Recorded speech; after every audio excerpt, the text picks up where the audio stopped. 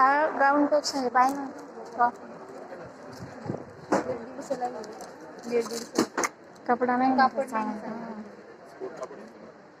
तेव्हा गर्दी पण एवढी होती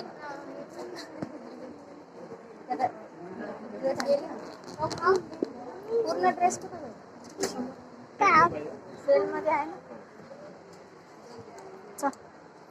हाय हॅलो नमस्कार, मी जया अगदी मनापासून स्वागत करते आपलं नवीन एका मराठी ब्लॉग चॅनलवरती आणि नवीन यूट्यूब चॅनलवरती. तर बघा, आता सणवार आले की सगळ्यांचीच खरेदी चालू होती आणि आता मान्सून सेल सध्या चालूच आहे. तर आम्ही गेलो होतो ड्रेस बघण्यासाठी, पण ड्रेस काही म्हणण्यासारखे भेटले नाही सेलमध्येच. तर मग माझी आत्ता महालक्ष्मीची मी साडी आणली होती ती पण बदलून द्यायची होती, कारण की ती खूप अशी कडक झालेली होती. तर 8 दिवसाच्या नंतर ती साडी बदलून आणलेली होती. आणि बघा, असंच चाललो होतो आम्ही सर्व दुकानात बघत कुठे चांगले ड्रेस भेटतात का काय म्हणून. तर नवनवीन व्हिडिओ जर बघायला आवडत असतील तर व्हिडिओला नक्कीच लाईक करा, शेअर करा आणि सबस्क्राईब करायला विसरू नका. आणि इकडे बघा, घरी आल्याच्या नंतर मग माझी चालू होती सायंकाळची कामे, झाडझूड. आणि पावसामुळे सध्या सगळ्यांचे कपडे असे घरामध्येच टाकावे लागतात. तुमच्या इकडे पण पाऊस आहे का नक्कीच कमेंट करून सांगा.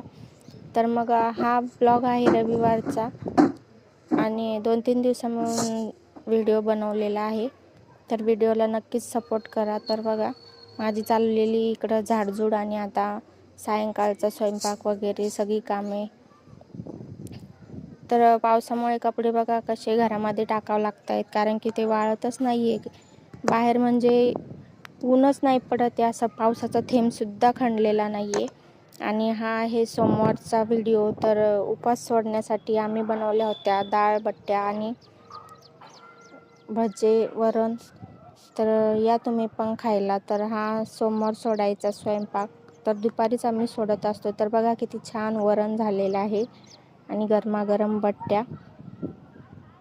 तर उपवासाच्या दिवशी थोडा उशिराच स्वयंपाक असतो. आणि बघा किती छान वातावरण झालेलं आहे वरचं गच्चीवरती. आणि घोडे बघा हे कसे फिरतायत बारीक बारीक. असं म्हणतात की पाऊस यायचा असला की हे घोडे फिरतात.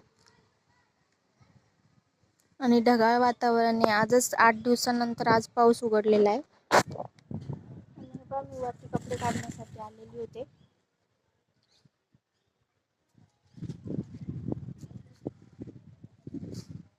आणि वरचं आमचं थोडंसं बांधकाम सुद्धा चालू आहे, त्याच्यामुळे सगळीकडे पसाराच पसारा आहे.